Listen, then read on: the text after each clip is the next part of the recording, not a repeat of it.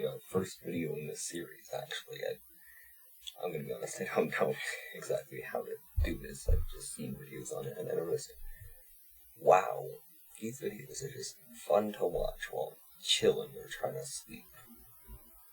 And I wanted to see how it works for myself. So, yeah. Cool. Alright. Here's the first story. She was locked in a room for 25 years, and no one knew. I came across this story recently, and it honestly stuck with me. There was a woman named... Oh crap, hold on, I don't know how to pronounce that. Blanche Monnier, from France, born into a wealthy and well-respected family. From the outside, everything about her life seemed normal, but she fell in love with someone and her family didn't approve of. Fell in love with someone that her family didn't approve of. My gosh, I suck at talking. And that's when things took a really dark turn. Instead of accepting it, her mother decided to completely control the situation. Blanche refused to give up the relationship, and after that she just disappeared. People assumed she had moved on or left quietly. No one really questioned it. But she hadn't gone anywhere. She was locked inside a room in her own house for years and decades. No contact with the outside world. No normal life. Nothing. Just complete isolation while life continued normally without her. What really gets me is that no one truly noticed. No one pushed hard enough to find out what happened. It wasn't until an anonymous message reached the authorities that police finally decided to investigate. When they entered the house, they found her alive after 25 years.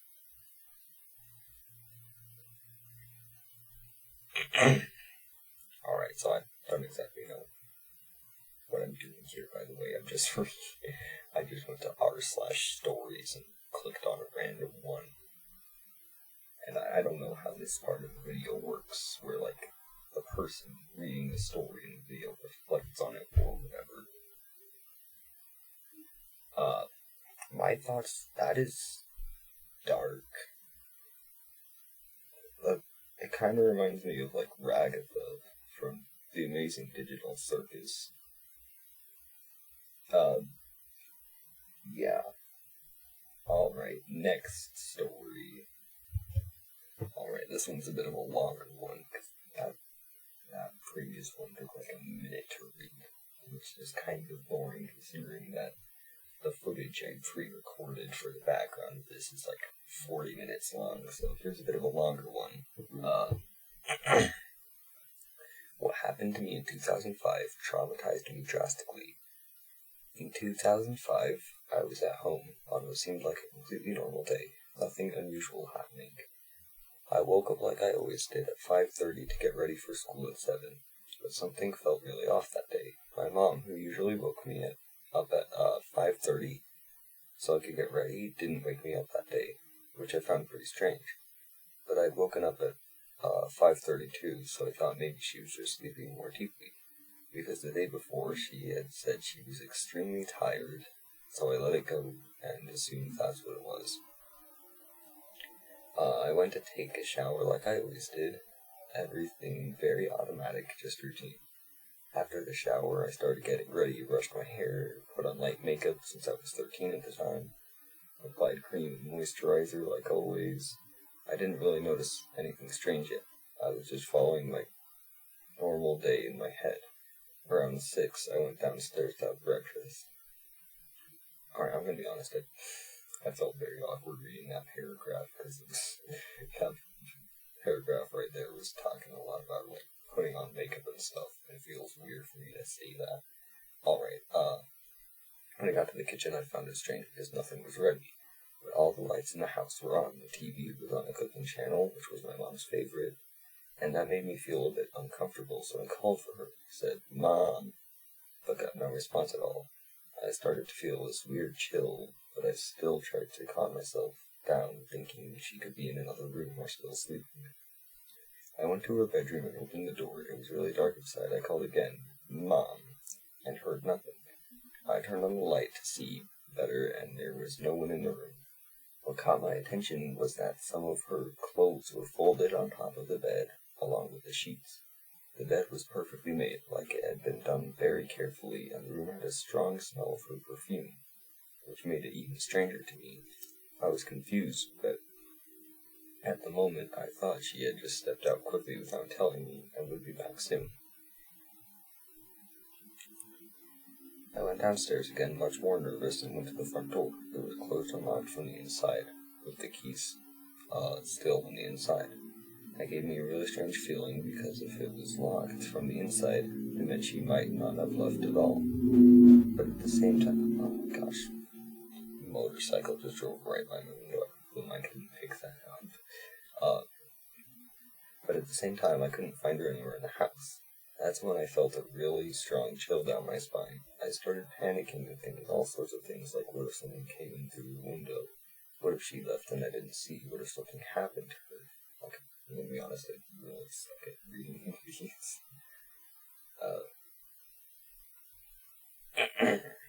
I started crying and ran out of the house, genuinely scared, not understanding anything. I went straight to my aunt's house, which was very close, just a few meters away. I knocked on the door desperately, and when she opened it, I immediately started talking while crying, saying my mom had disappeared, and someone had taken her. My aunt was still kind of sleepy and looked up at me confused, thinking I was exaggerating or that I had done something wrong and was making things up. I went into her house, still in shock, and started explaining everything from the beginning. At first, my aunt was suspicious, thinking maybe I had run away. Maybe I had run away from my mom, or something like that. She tried calling my mom several times to see if she would answer, but no one picked up. Then she started getting genuinely confused and went together back to my house.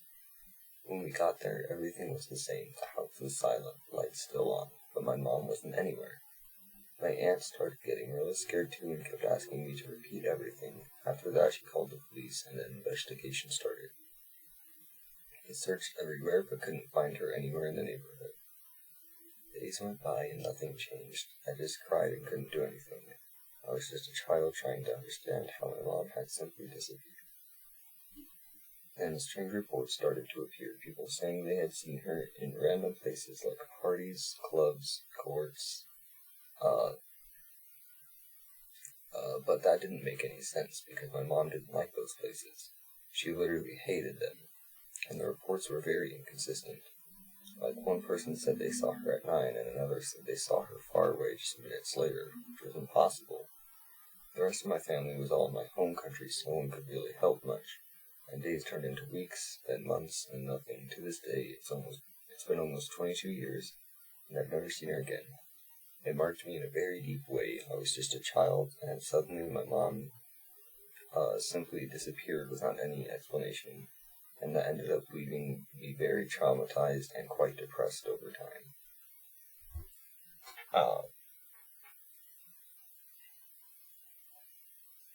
Well, this one's a bit more to unpack. Oh gosh. First of all, like, that is awful to have, like, your only parent and person you live with just disappear in the middle of the night randomly. That's gotta be pretty traumatizing.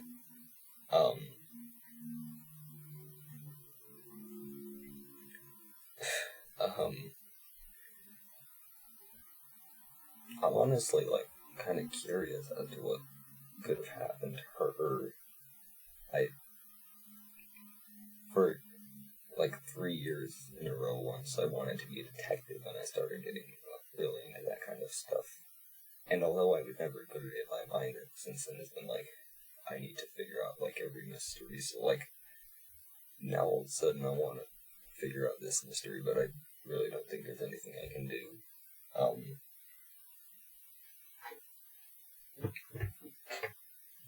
Yeah, I'm thinking, like, I I don't know. That mom could have just up and left, but I mean, that just doesn't feel right. Like,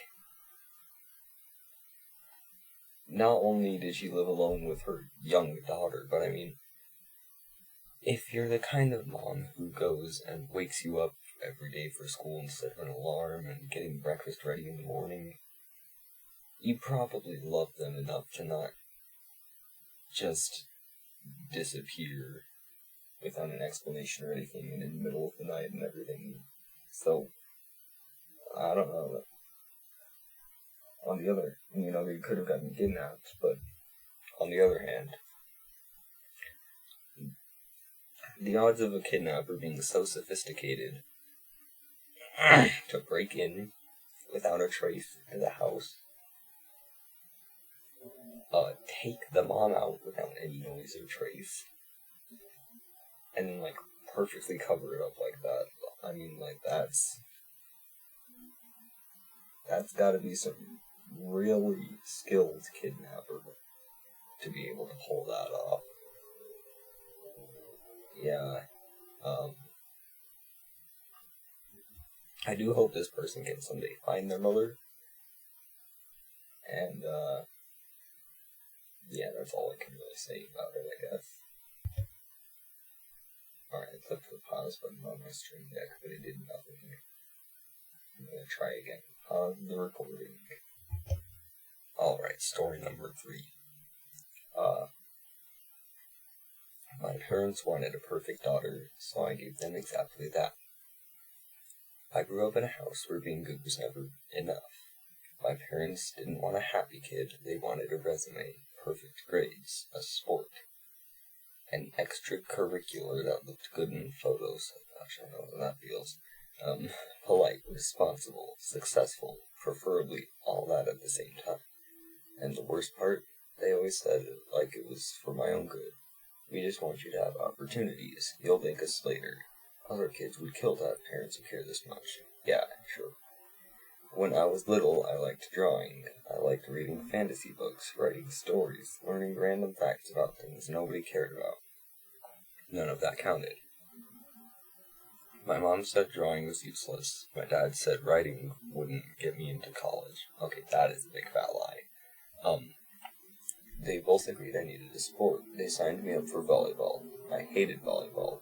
Not because the sport itself was terrible, but because I never chose it.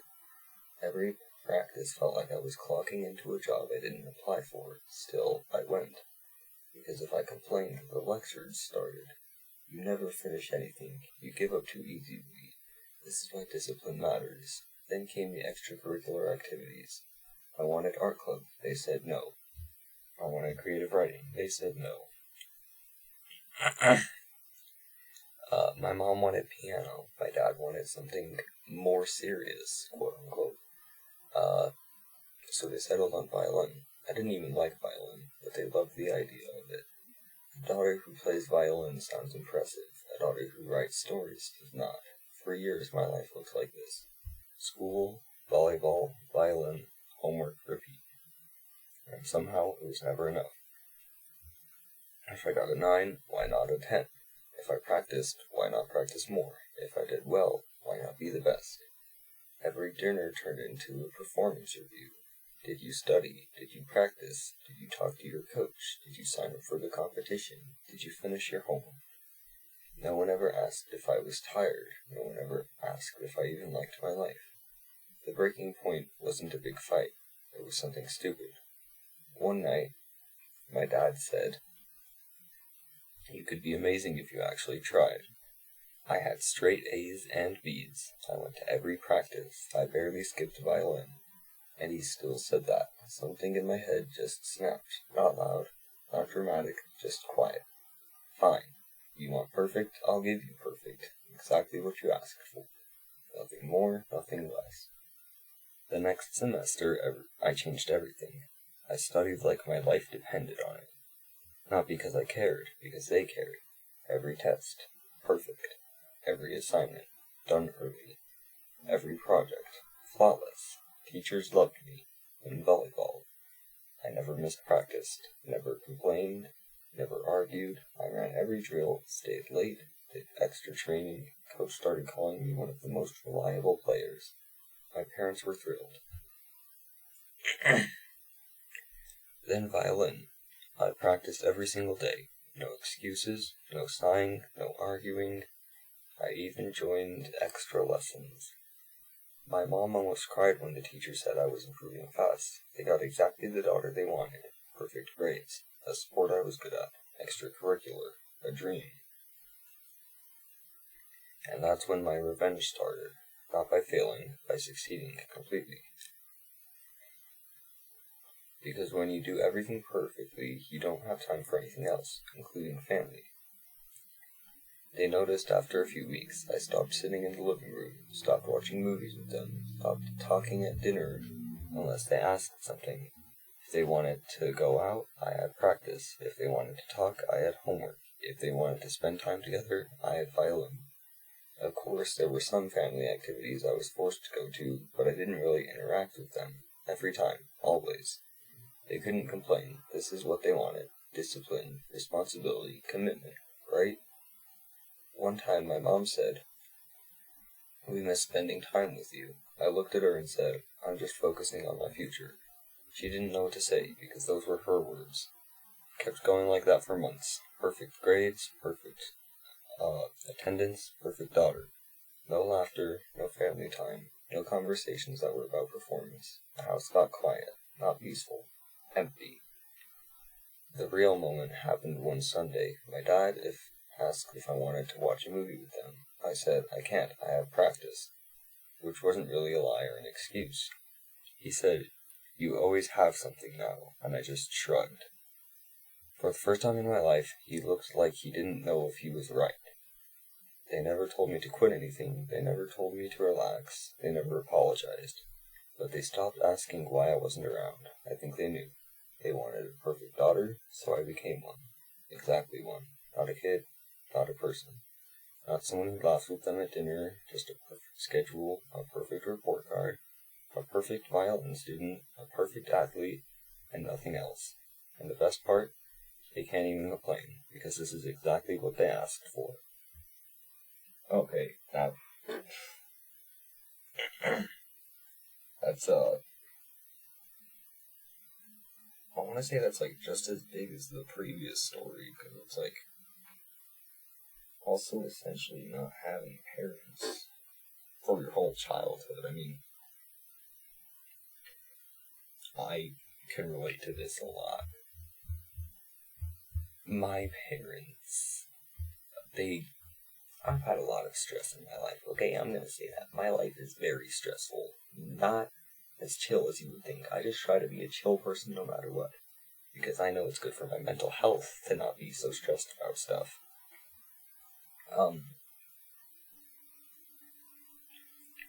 Yeah, they're always trying to,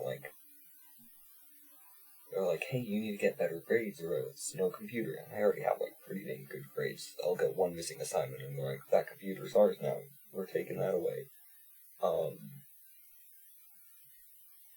Yeah, just a lot of unfair stuff like that.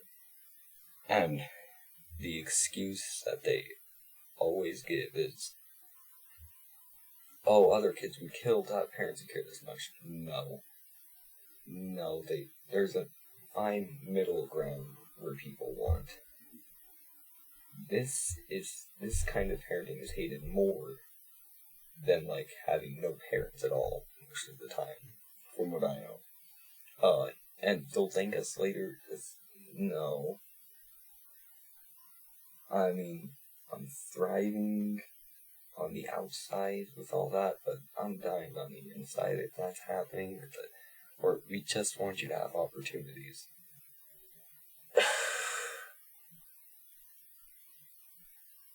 So, a lot of authors become really famous, but writing that will not get you anywhere. Okay? Now, there's no famous violinists, or at least as far as I know, by the way. But, playing violin, that'll make you hit it really big. Or volleyball, you could have at least done, something a little bit more accomplishing with it, or, like, my gosh, it's, yeah, to be honest, I probably would do the same thing that she did, is just turn into the perfect kid, just like that. Just so that I can get out of it eventually, but the problem is eventually I get out of it, right? But then, like, I've missed out on what I truly want, and I have, like, no hope for good mental health anymore. So, you know, I do kind of do the stuff they do, but not to this extent. No matter what they do, they can take away my dignity, they can take away my computer, and everything I own. They can put me in a rubber room with 4 padded walls. I will never stop being myself, or being funny. I just will not give in to this crap. That's what I personally would do in a situation like this. And I essentially am. So, yeah. Alright, I've spent like 10 minutes looking for a new good story. And I came across this one that's a bit shorter than the previous one. This is wild from what I could tell, but just by skimming through it. I'm just gonna start with the title. My Girlfriend's Ultimate Betrayal. How I Found Out She Was Cheating with 4 Guys. I wonder how this is gonna go. So yeah, never thought I'd be posting here, but man, I need to get this off my chest. Been with my girl for 3 years, and she was legit saving for a ring and everything. Then her phone starts blowing up at 2 a.m. like every night. She's all, it's just work stuff. But at 2 a.m. Come on, I know everything. Everyone says don't go through your partner's phone. But whatever, I did it anyway, and holy crap, my life just exploded right there. It wasn't just one dude, 4 different guys, all these separate conversations with pictures I never want to see again. Oh gosh. Them planning hookups, and the worst part, they were all joking about me. One was literally my best friend since we were kids, and another was her boss, our freaking neighbor from down the hall, and that quote-unquote gay friend she was always hanging out with, who, surprise, surprise, wasn't actually gay. Oh gosh. That's only halfway through the story, and I'm already... Oh gosh. I need a drink of water, but I'm all out now. Okay, screw it. This had been going on for like 8 months, while I'm working double shifts to save our future and stuff. When I finally confronted her, I thought she'd at least try to deny it, or cry or something. Nope, she straight up laughed and was like, took you long enough to figure it out. Said I was too predictable and she was bored. My so-called best friend texted later saying it wasn't personal and these things happening. Like, what the fudge, man? I just grabbed my stuff that night while she went out to quote-unquote clear her head, which probably meant hooking up with one of them, to be honest. It's been like 2 months now, moved to a different city, blocked all of them, started therapy because I was messed up. Then yesterday, she calls from some random number crying about how she made a huge mistake. Turns out, boss dude fired her after getting what he wanted. Neighbor moved away. My ex-friend got busted by his girlfriend. And the quote-unquote gay friend ghosted her once he got bored. She had the nerve to ask if we could work things out. I just laughed and hung up. Some things you just can't fix. And finding out your girlfriend's been living a whole secret life with 4 other dudes, yeah, that's definitely one of them. Oh gosh. Oh. Oh, that is nasty. Oh my gosh. What kind of sick person? And it's not just any random people, too. Her boss, his friend, the neighbor, and her friend. And it's 4 of them, too. Oh. Oh, gosh. Yeah, you made the right choice leaving. And I don't just mean leaving her, I mean, like, leaving the city. Like, oh my gosh. That's just creepy. And, like, the way that they were all making jokes about him and stuff because they all knew. That's... Oh. Oh, gosh. And then her just straight up laughing in his face, too, like, oh, it took you long enough. Like, my gosh, that is just incredibly cruel. This... Oh, gosh.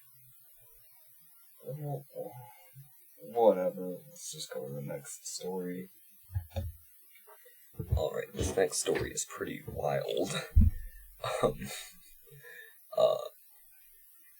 The title is How a Narcissist Almost Killed Me on Our First Date. just from the title, you can tell this one's gonna be... Yeah, anyways, it says, this comes from a comment I made, and I thought I'd share it here.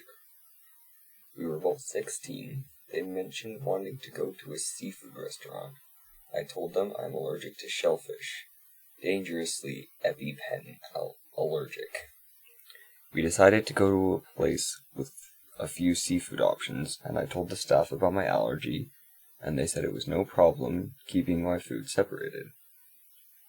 I started eating my salad, and suddenly my mouth and throat are itching. I got my bag, and I used my pen.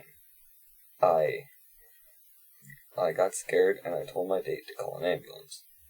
EMT get there.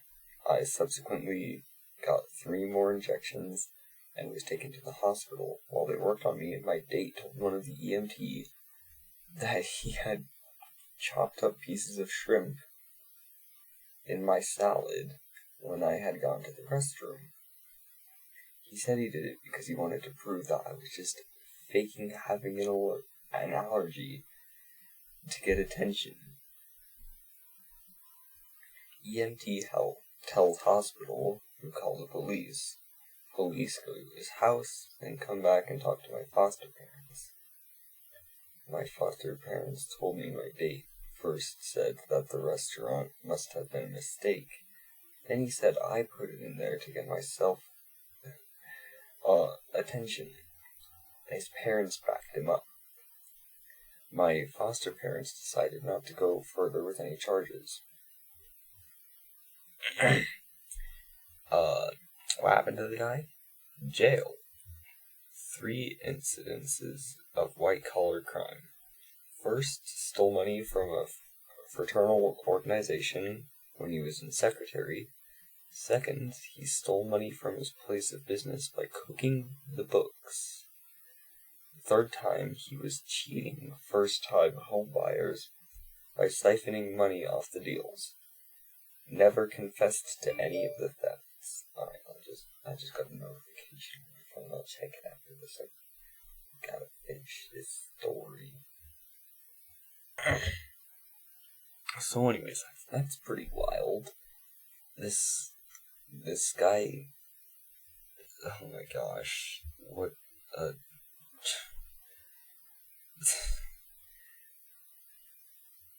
I mean, I can't think of why you would fake an allergy for attention. That just does not make sense. This guy just really seems awful to me.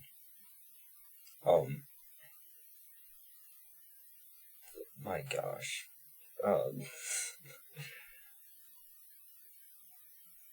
And like blaming it on like, taking the blame, saying, he said, no, not there, he said, I put it in there to get myself attention. Like, or that the restaurant must have made a mistake. How do you mistakenly put shrimp into a salad? That's, oh my gosh.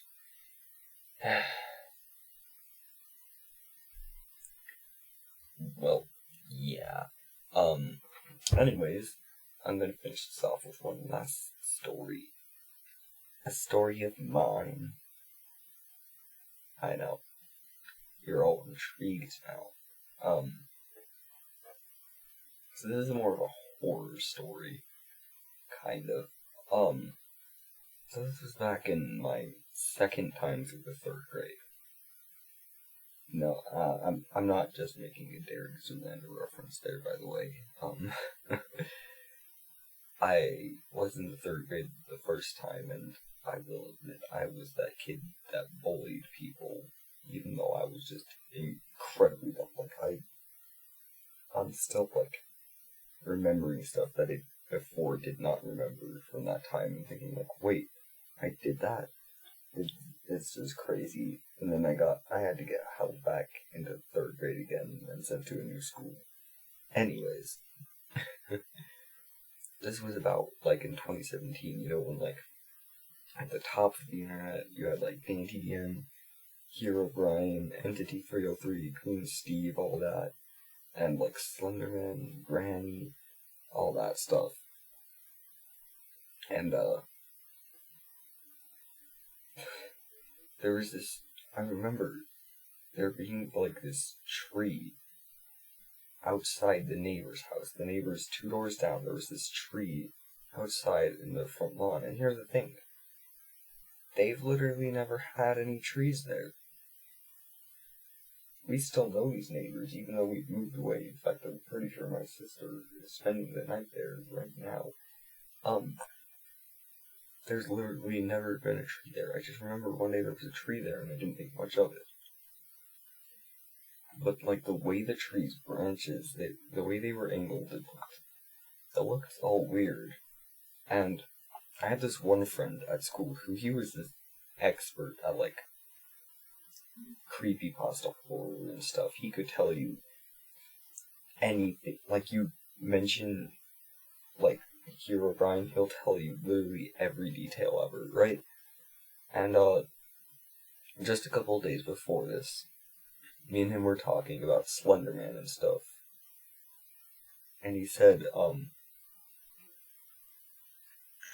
he said that Slenderman has 10 tentacles, and it can turn into a tree, and there will be 10 branches angled weirdly.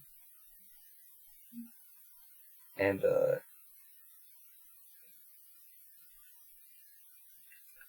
so yeah, I see this tree and I count its branches and I'm like, 10, and then I was like joking to my brother that, oh, it's Slenderman. And then that night, I go to the window, and it's there, right? Like, I'm looking out the window, it's dark and creepy. There's the tree, it was actually like, I want to say like 10 meters away from a lamppost, which this lamppost always felt ominous at nighttime. Anyways, I go and, I look out there and I'm like, oh, that's cool. And I'm going and I'm getting ready for bed. And then I look out again, and it's just gone. It's gone. There was never a tree there at all. I'm pretty sure that I just imagined the tree being there, because there was literally never a tree there. I asked so many people, and I remember it so clearly being there, but for that one day. But then if I look, like, at any other parts of my memories, there was never a tree there whatsoever. So, you know, I'm scared, thinking of Slenderman in my mind a lot. But eventually I brush it off and I go to sleep. And at a specific point in time, me and my younger brother, we shared a bedroom. And it was like this bunk bed, except for there was only a top bunk, and underneath we had slid a mattress in. And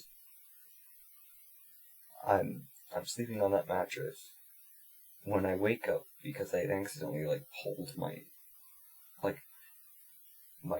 blanket down, and I'd have to get up and reach all the way to the end of the bed, but I could hear this breathing behind me, I'm face down, face smushed into my pillow. I can just hear this breathing behind me,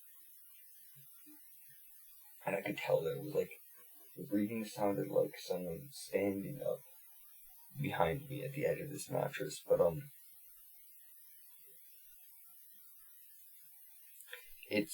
it sounded like it was coming from near the ceiling, right?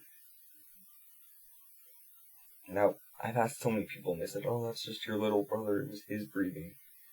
No, I could hear his breathing separately at the same time. I'm still confused on what the heck was going on this night.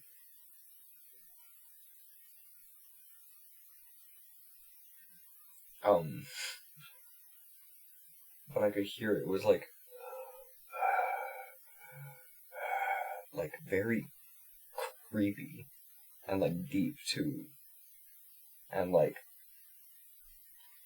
the thing with the tree right before that, and then it feeling about as tall as Slender Man. So anyways, it's the middle of the night. I'm sitting there scared to death. And I'm if I need to turn around to get my blanket to fall back asleep to just get this over with. But I'm thinking if I turn around, I don't want to just see Slender Man there. And then he just, kills me. So I sit there for about 2 hours, and then slowly, very slowly, the breathing stops. And once I notice the breathing stops, I'm oh my gosh. And I'm right, I'm just gonna give it a few minutes before I try to go grab my blanket. Because what if he's just being silent or whatever. And then I go, and I'm sitting there still, still a bit scared to turn around, when I need to sneeze. So I sneeze, and I can't move my hands up to my mouth to make it quieter than it already is, because then he sees moving. He knows I'm alive. He kills me. I don't know where that logic comes from, but that's the logic I thought of.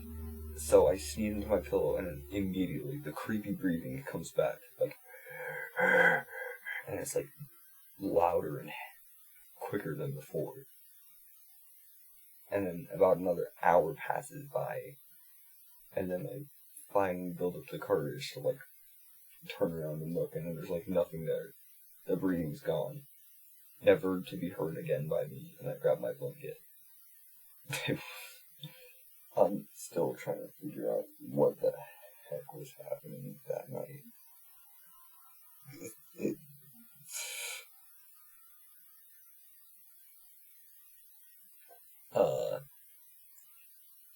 So yeah, I was about to say that's the end of the video. That's the end of the parts where I'm actually talking, because there's still about 3 minutes left of actual footage of me playing Minecraft here, so that's just gonna continue playing.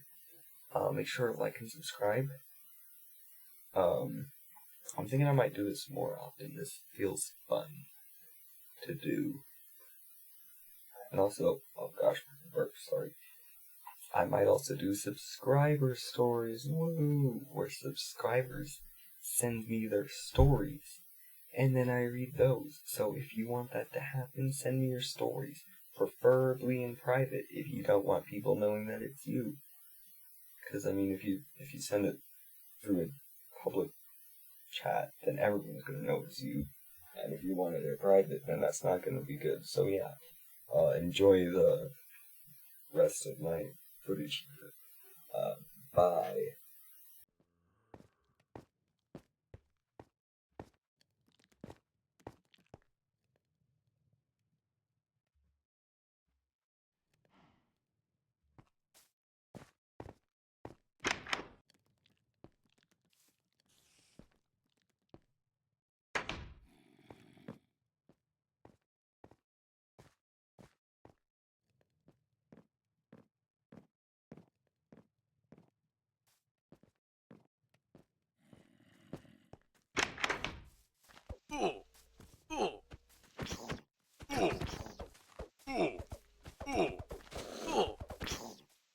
Hmm.